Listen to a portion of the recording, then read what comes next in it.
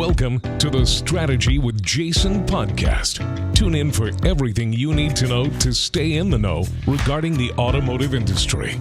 Here's your host, Jason Harris. Hey, what's going on, Podcast Nation? It is Jason Harris here, and thank you for joining me on another episode of Strategy with Jason. Today, I have a very special guest. We're going to talk about a very special topic. Well, actually, we got many topics to talk about, but they're all special. I have the one, the only, the oh-so-famous Mr. Todd Smith with me. Todd, what's up? How you doing? Good. Thank you. I'm glad to be here. Excited to talk. I'm bummed I don't have a beer. As I said, I think most of your podcasts, I see you with the beer. I like two types of beer, so you know. I love Stella and Free. Well, you would have loved my beer. It was actually, I'm going to be honest with you. You know, the reason we stopped doing those podcasts is because I actually ran out of beer. And there's a funny story that goes with those because those were beer. So as an agency, we're automotive specific, but every once in a while, you know, you venture out and you work with a different vertical, right? Right. So all of those after hours videos was kind of I don't know, it was a good or bad relationship that we created with a small microbrewery, right? And what it came down to is that they just couldn't afford to pay for our services. So I did something that my operations manager hated me doing, and I said, "Okay, well, cool. You can pay me in beer." Yeah. That seems like a great deal. Sounds like an awesome idea, right? But I said, look, I want to participate in the process, and I need it bottled or canned for me specifically. They're like, okay, fine. They did small batch, microbrewery stuff anyway, so it was cool. So we actually created our own beer. We had the Lot Lawyer Lager. We had the Month End Ale, which was our most popular one. We had the Low Ball Blonde and the Hat Trick IPA. You were set up. And we were set up. So we had at one point about 4,000 cans of beer. Wow. And what ended up happening was I gave them away. Everywhere I went, I would have a case of beer with me. And I was all my clients' favorite vendor. I would I would roll in with a case of beer. And what's funny is I still see clients now because they thought of it as more of a novelty item. They had it sitting on their desk, right? But it was fun. It was a lot of fun. Anyways, I digress, but there's the beer story. Let's kick off today's podcast, though, Todd, with a little origin story. So everyone out there that's watching and listening right now and kind of don't know about you and your journey and kind of how you got started in the industry, I think it's fun to kick off podcasts with that origin story. So, Todd, how did you get started in this crazy little world we call the automotive industry? Okay, mine started a long time ago. When I was a kid, both my neighbors in Ocean City, where I grew up, were large car dealers. One's FC Kerbeck. The other one was the Miller family, had stores up in the Carlisle area, Pennsylvania. And I was around cars my whole life. And then I started cleaning cars. And then I said, wow, maybe I could fix cars. That seemed a little bit better of a job, more money. And then I realized that about 18, I was like, I want to sell cars. I think that would be far better. I saw it was a better lifestyle, air conditioning, and I think a nice white shirt, and I think always having clean hands. So gravitated towards that. I worked my way up. I became through sales management. I ran a couple automotive groups. I ultimately bought a Chevy store in New Jersey. I worked there, loved it. But at the time, I didn't want to move back to New Jersey because I was living in Florida. So I sold the store, came back and started Active Engage, which was, we were the first people that pioneered managed live chat for auto dealers, and then sold that. And now I'm off on another adventure, really building new tech. And around texting is my passion because I believe people actually respond to it versus email or phone calls. So. Texting is really kind of is like the new version of a phone call, right? I mean, how often do I'll text people to ask them if I can call them. Yeah. But that's what we live in. And people don't realize. So you think about phone, right? 19%. Maybe you're lucky that they would answer from an unknown number. So 100%. Every dealership calling on a sales lead, it's an unknown number. Customer hasn't saved that. So odds are you're not going to get connected. Then with carrier changes, a lot of those go directly into voicemail now. Yeah. So, and you can't be a master at setting voicemail. I mean, that doesn't work. And then you look at email, and many dealership platforms, a lot of the emails wind up in spam filters, or the emails just aren't what I consider exciting enough to move the customer to take any action. But I will tell you, text messaging does one thing. It rings on your phone and you read it. And believe it or not, statistically, 45+% of the people will respond to them. So, and sometimes it's just getting your message read and in front of the customer. 100%. And the customer then, to me, controls the cadence of the relationship. And I believe all of us like that, Yes. not just auto customers. I think anything. I mean, your dentist probably sends you a text reminder, your doctor. Gosh, I go down the street to get pizza and they send me a reminder. So I think auto is just not really caught on to leveraging texting as it could to really empower better relationships. No, that's totally true. I mean, really right now, I think as an industry, we've done a half decent job of embracing text as far as a form of marketing. And then there are some great dealerships that have done a really good job of utilizing it on a day-to-day basis within their communication efforts. But to your point, I don't think necessarily a lot of the industry has really kind of caught on to the power that is in texting, because it does give you that control element, which I think right now, any level of additional control we can give back to the customer actually benefits us. Now, and that's a really tough pill for our industry to swallow because we want to always be in control. But I think like any good tool or product out there, that tool or product is only as good as how well we actually use it. And that's where I kind of wanted to go with today's kind of conversation, because I think text messaging, it's a great tool. It holds some significant power, but in the wrong hands can really be just a total nuisance to the customer. So that's where I want to start off, because I think you're the perfect person to talk about this. Is there are dealerships out there that have automated their follow-up efforts kind of using text messages, but I've seen mixed reviews on some of the best practices. So in your thoughts, what are some of the best practices for dealerships to utilize text messaging within their automated follow-up efforts? Yeah, so if you look at that in a couple different areas here. So text automation is different than the one-to-one. So what's coming out of CRMs is really more one-to-one of trying to follow up with the customer.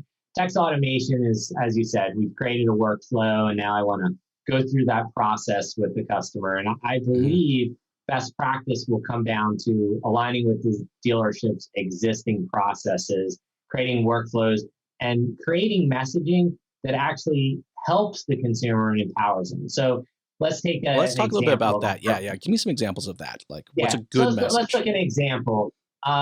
Here's a good text workflow. So you just sell a vehicle, right? So it's marked sold. So that triggers a text, and maybe it's a video text message that says, hey, this is Todd Smith with Todd Smith Chevrolet. I just wanted to personally send you a quick message and thank you for buying a car from me today. I really appreciate it. Hope your experience was amazing. If it was amazing, just reply via text with the number 1. If you had any problems, though, it's very important I know about them, so please reply with the number 2. And then think about it. The text stream, if they reply with number 1, the next thing that they would get is, awesome, I'm glad you had a great experience. Here's a link to Google to review us, because we know they had a good experience, right? They pressed 1 in the automation. Now we've moved them down the funnel, and we're moving them into reviews. Exactly. So if they click the link in the review, we now can mark that. So we know that they reviewed, and maybe a day or 2 later, we send another message that say, hey, I just wanted to thank you for the review you did, and here's 25% off any accessory in our accessory catalog, or here's a free oil change coupon. You can give it to a friend or use it yourself, right? Build some brand loyalty there. Well, it has to have value, right? Yeah. And then if they said 2, let's say it was a bad experience, maybe you hit back with another video and it's more choppy, one of those quick cut, like, hey, this is Todd, I'm the GM, I just saw you hit 2. That's a problem for me. I'm getting with my managers now. Someone's going to reach out with you really quick. And think about it the consumer experience. They're like, wow, that's great.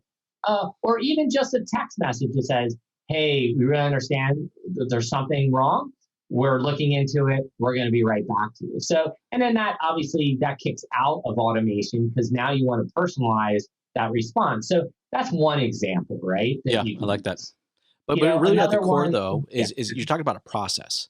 And see, that's right. and that's what I think is really kind of key here is that the text message is complementing that process. Now that process may have existed before. In fact, that scenario that you just painted there very well, by the way, thank you, could have just been done over the phone, or would have been done over email. All right. And actually probably still is for a lot of dealerships out there. But what we're saying here is that text messaging has that more of that personal connection, and it's the speed of communication, right? Yeah. And it's at the discretion of the consumer. Exactly. So to me, it's delivering content that's valuable to the consumer at the consumer's pace. And I think text is a way. It cuts through everything. Like there's no spam trap for text messaging, right? There's no, hey, I didn't see that email that you sent, or those 37 emails your dealership sent me because they wound up in my spam folder.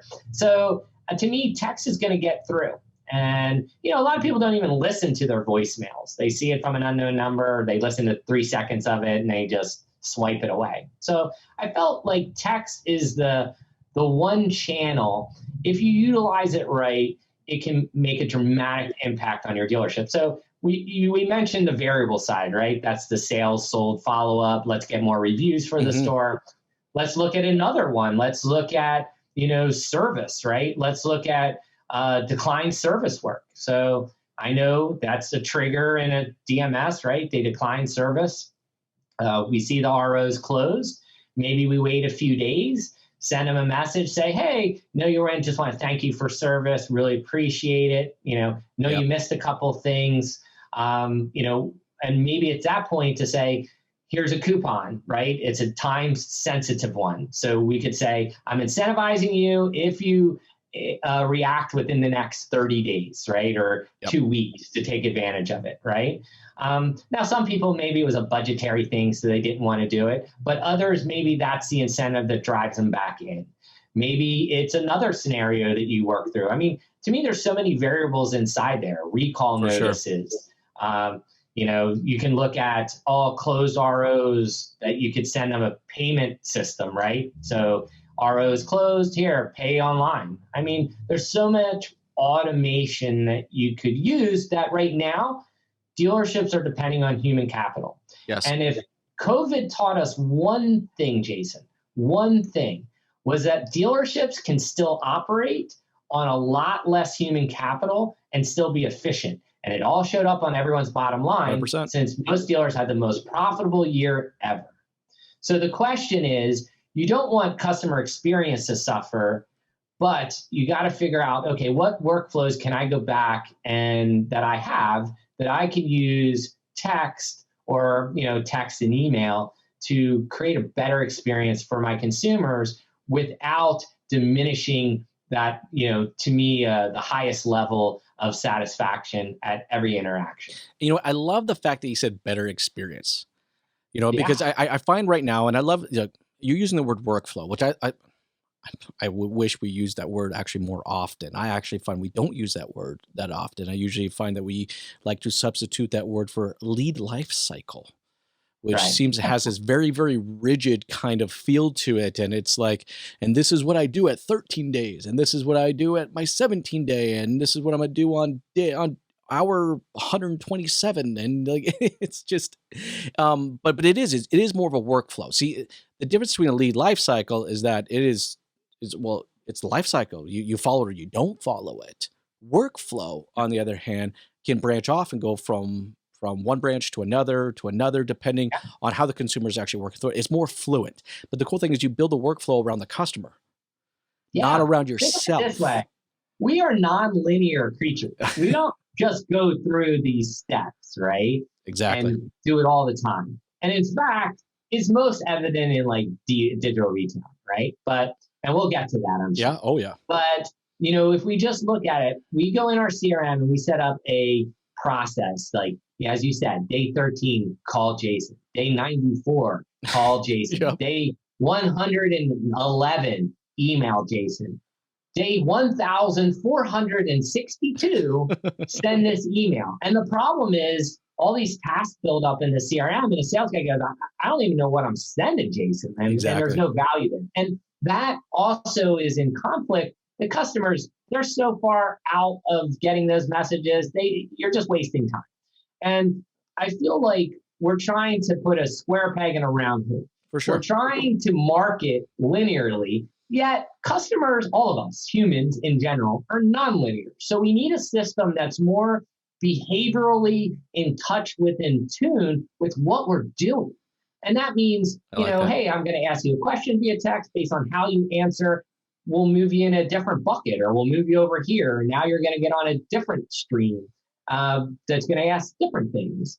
And I think you need a system with that like flexibility in this day and age to resonate with customers, right? And not just be throwing marketing messaging 100%. down. You can't just keep hitting the pinata as hard as you can and just hoping that something's going to happen, right? Like it just like there's only so much candy that falls out of those things. Yeah, there's only so much. And what is that?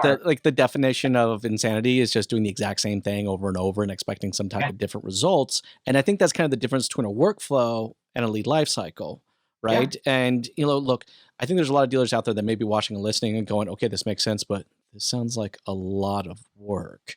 And you know what? The bottom line, it is, and it should be, right? Like, I think to map out a real workflow for the customer, not for yourself, right? So let's walk through, because I know you do a lot of this, right? What are some of the best practices, all right, for a dealership to sit down to map out a workflow that's customer-centric, not necessarily dealer-centric? Because I think more customer-centric we get, the more successful we are. Right. So look, if we're going to map out different workflows, right?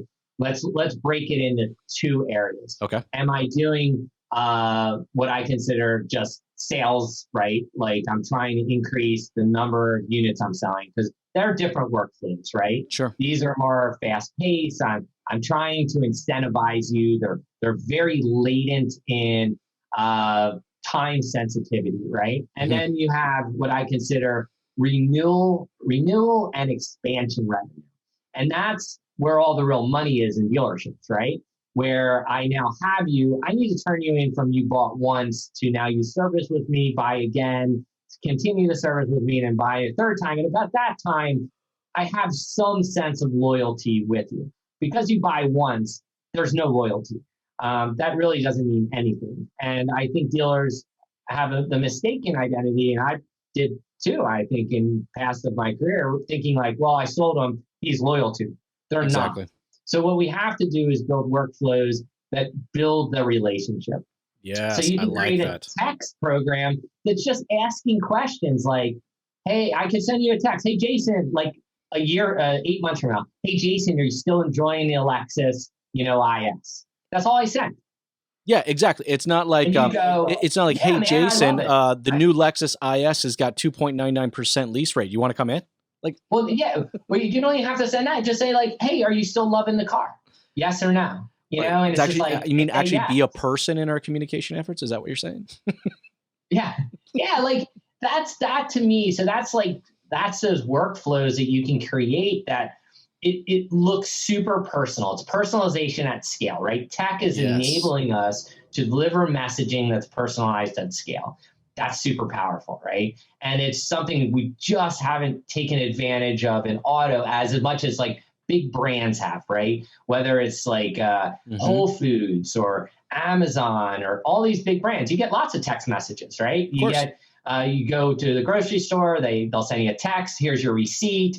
Hey, did you get everything you wanted? Click back here to do another online order. They're very good at like right message, right time, right delivery channel, right? And that's where something I just don't think we've done a good job so far in auto. And I agree with you. That's where I think texting could cut through. 100%. But I actually think there's a reason for that. And I think that as an industry, we've been kind of conditioned to look for magic diet pills. And is that we're looking for that Staples easy button. Like we just want the easy button, right? Like we're looking for ways to actually do less work, not necessarily more work. And that's where I feel like for a lot of, like, not all dealerships. All right, there's some amazing dealerships that have understood how tech should actually assist the process, not define the process. But I still think as an industry, we still look at technology and specifically even like text messaging, and we're just assuming you guys are going to define the process for us and that we don't actually need to sit down the time. So let's actually explore that topic a little bit more. When I say tech assist the process, not define the process, what are your thoughts when you hear that? Yeah, look, I'm a process guy, and processes are what makes things work organizationally, right? You want a good process. Now, if I have bad processes and I'm trying to get tech to fix my processes, the only thing it's going to do is accelerate my bad processes, most likely. So I'm a huge believer that, have processes. So let's look at this, as you pointed out, like it can be a little painful to define your processes, right? But if it took me, and I want you to think about this as let's just take this out of context for a second, but let's say, I want you to, be really self-sufficient in your life. You live up in a cabin, and I'm going to spend 2 months teaching you everything you know how to survive. Okay. We're going to do everything from fishing with nothing but a stick to all these different things, right? We're going to go through these lessons over and define them, that you, at the end of this journey, are going to be super self-sufficient, that you have a system that's just running. Are you willing to do that? Or are you still okay waking up like it's Groundhog Day and just trying to figure everything out every single day like it's a new journey?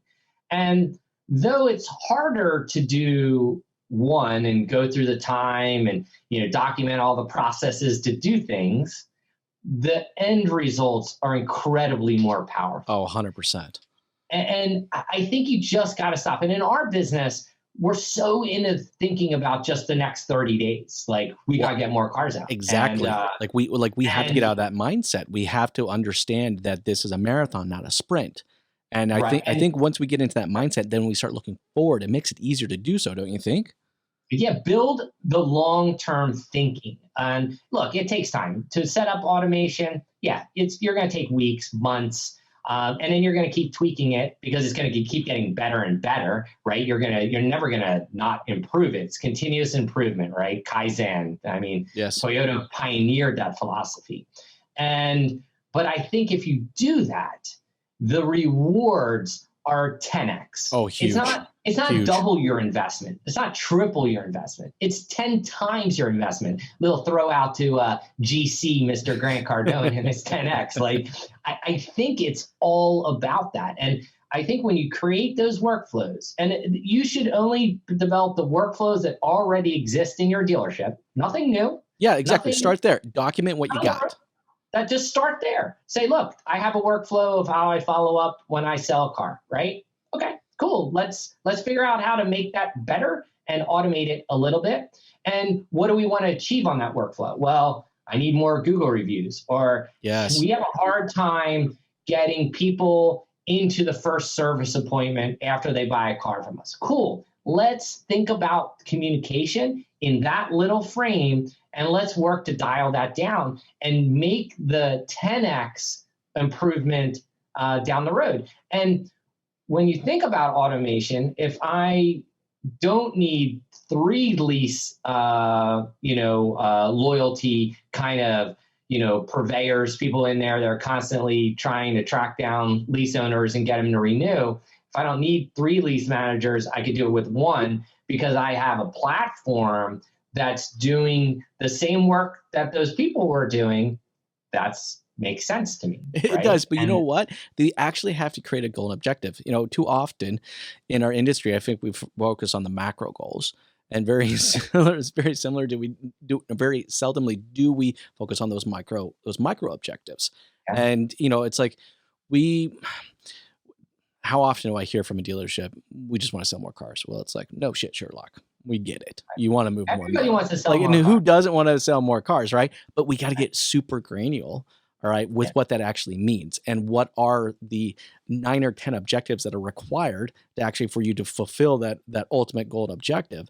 And then once we have those written objectives, then we can work backwards and develop out the processes. Now document the processes. Are you still surprised? Because I am still surprised today how often I walk into a dealership to find out that there's no written process. It exists only up here. And it's at least where I am. Do you see the same thing? Yeah, look, I not only see that, my other favorite personally is they're like, we have processes. I'm like, okay, show me your processes. And I'll look at a process and then I'll go watch them and it's totally different. 100%. Okay. And then I'll say, hey, this is totally different than your process. And they're like, no, it's the same. And I'm like, no, it's absolutely not the same. And then and you kind of point it out and they're like, no, it's the same. And I'm like, it's not the same. And well, because they never finish that last element, which is the measurement of the process, right? Like a process is only as good as how well we can measure the efficiency of it. Yeah. You know, if we're not able to measure, I mean, look at this. We love using sport analogies in our industry, but it makes sense though, because they measure everything, every single opportunity. I think we only need to look at Billy Bean and realize that it is, quantum math to analyze every little number. And that can be turned into value if you're 100%. Super smart, right? That adds to something. I think it's the other thing is, I think dealers have a false sense of security thinking the CRM is touching every customer who does business with the store. Oh, yeah, that could be true. I don't think that's reality. I think that, the systems break, the processes don't go out long. Once they buy, you hope maybe service mailers are drawing them in, or you're doing all these like independent little campaigns. Yep. And they're not conversations though. It's just, again, shotgun, broad marketing, everyone in the area come in for a 1995 oil change, right? Exactly. And I think it would be just far better to connect with people into a channel that you're going to have the highest conversion rate. Well, and that goes down to also what the dealership's culture is, right? If the dealership's culture is all around transaction and only the transaction and focus on the transaction, and not focus on the relationship, well, it's no surprise to me that every single piece of communication out there is just literally like bypassing all courtship and going straight to marriage, like, because that's their mentality. Like that's their mindset, right? So I think for us to get to a place like that, all right, we have to have a fundamental mindset shift to go, and every process I do will be done with the intent to create and foster a better relationship, knowing that the better that those relationships are, the higher probability I have to actually fulfill a transaction with the customer. It's all about building relationships, right? It is. And that's time, and it takes effort, and it takes consistency and commitment to the consumer experience at every turn. I love the fact that you said commitment to the customer experience, because something that we talked a little bit about earlier, but I want to bring full circle now, is digital retailing and the opportunity to create a better experience, right? We mentioned a little earlier in our podcast, we were talking about digital retailing. So I thought this was a perfect opportunity to bring it right back into it, because talk about an amazing opportunity, all right, to create or royally screw up the experience altogether. So everyone's got an opinion on digital retailing. I don't think if anybody's listened to any of my content, they know what my opinion is. But I want to get your thoughts. When you hear that, what do you think when you think of digital retailing? Okay, so I'm going to have to go way back to the year 2000. In 2000, I helped Mike McFall and Art Deloy and Randy Ray launch AutoNation Direct, which was a digital retailing platform where you went on the website, you researched your car, you got your trade value, you did your financing, and then at that time, they had partnered with Daimler Chrysler, if you remember that whole mashup Frankenstein relationship. Yep. And then the customer was sent a site draft via FedEx that they walked into the dealership. And the problem with this particular program was the F&I guy had to back into the deal because it was a draft, a bank draft that the customer had for that car. And they had a hard time doing it, and they didn't like it, and they had a hard time upselling it. But I was doing digital retailing 21 years ago. So right. Now let me fast forward. Then I remember 2000, maybe 10, 11, Shop Click Drive. I went to General Motors. They said, we have this brilliant idea. We're going to sell cars right on the internet. I was like, yeah, I saw that 10, 15 years ago already. And they're like, no, this is new and different. I'm like, okay. And, you're going to show the car, select it and get a payment. You do a trade-in, you do financing, and then delivery. I was like, okay, totally different. Not, but we'll go with that. And then, obviously the digital retailing starts to take hold. And I think Brian Pash, someone wrote a book about it. I think there was like 34 vendors in the space. Yep. And then COVID hits, right? So now you have this like mass adoption into DR, not by choice, but by force. That's right. True. It's the only way for some of these dealerships that they're able to do business. And I think dealers all go into it with an open mind that, hey, I need this. But when you start peeling back the layers of this particular onion, right, I have a hard time knowing that 3 to 5% of consumers really will want to go through the whole process. So, okay, I put a process on, and now I'm pushing everyone through it, yet only 5% of people truly want to go through it. Is that really good customer experience? Exactly. No. So, well, what about the 95% of the people that bust out of it? Okay, so let's talk about this for a second. So I do my payment, penny perfect, right?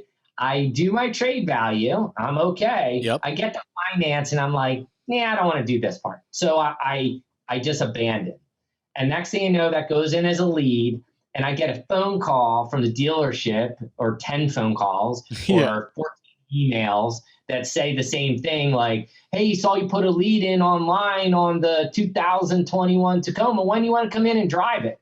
And the reality is, it's such a disconnected messaging, because now I've put all this effort into that already. And most people just aren't reading the information in the CRM, or the data doesn't transfer very well. But vendors messed this up. Let's just be honest. Vendors screwed this whole thing up everywhere, because we mess it up good. Like, right. Once something good comes, we find some way of fucking it all up. Right. And for some reason, we took DR and decided that it was a lead generation tool. What the hell was that? It's designed for. Like, DR it's called digital retailing, right? You want a customer to go through a whole experience, but that's not what it is. And it's not, and the other thing is, look, why do we even have DR? Oh, because we have terribly designed websites. Okay, now that's starting to make a little bit more sense. Our websites are all about, like, click this to reveal a price, or get our latest e-price, or email us to check availability. We put all these barriers in the way to do business with us. And to me, DR is just another barrier, right? It wasn't, it's a barrier in the sense that we created a barrier because we use tech. All right. We went tech first, process second. Solve the problem. Exactly. I think that's fundamentally the problem is that we made the tech define how we're going to do it and what the results were going to be, and somehow thought that the results were lead generation. Right. I'm a dealer. I got to change all my processes now to meet this tech process. And it causes disruption. And my old sales guy, who's been selling 30 cars a month for 20 years, he's like, I'm not using that thing. And now he doesn't use it, but now I'm trying to force my younger guys to use it. And I create these channel conflicts organizationally. And you couple that with the true reality. How many Google reviews, Jason, have you read that state, I am so happy I did business with X dealership because they have a digital retailing process? Yeah, I definitely have not seen much as far as that comment goes.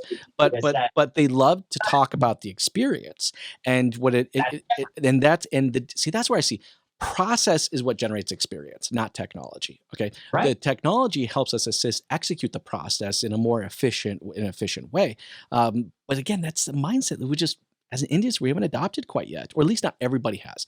And the ones that have are having amazing success around it.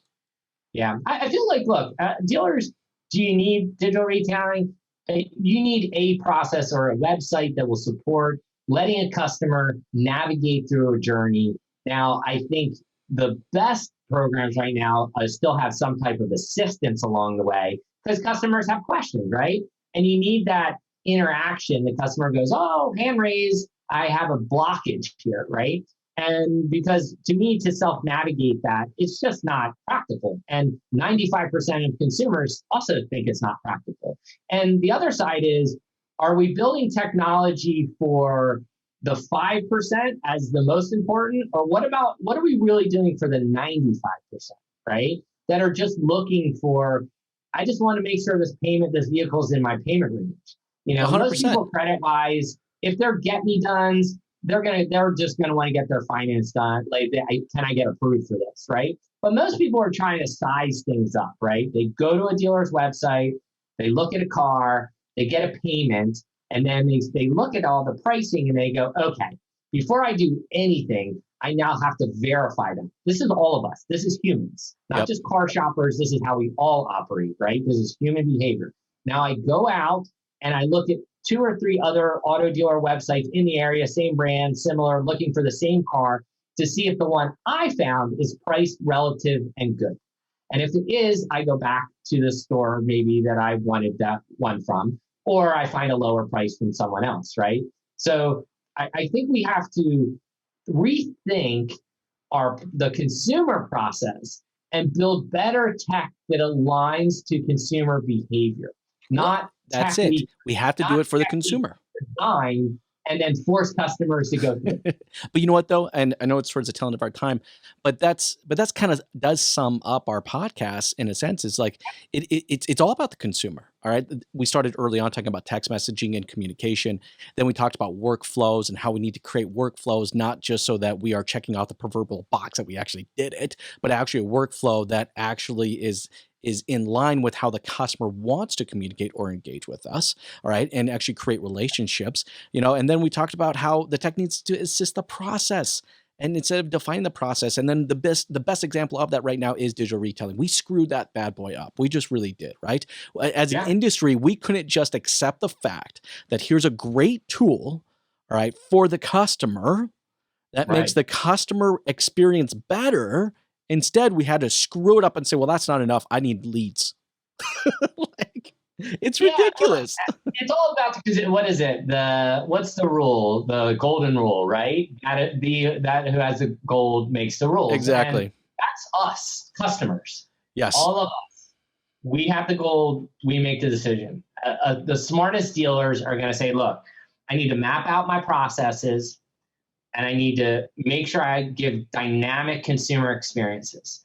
Then I like that. I need to determine what channels I need to do that in, right? Then I'm going to get the highest penetration that I can have a conversation with the people who hold the gold. And I need to do it in a way that they feel comfortable.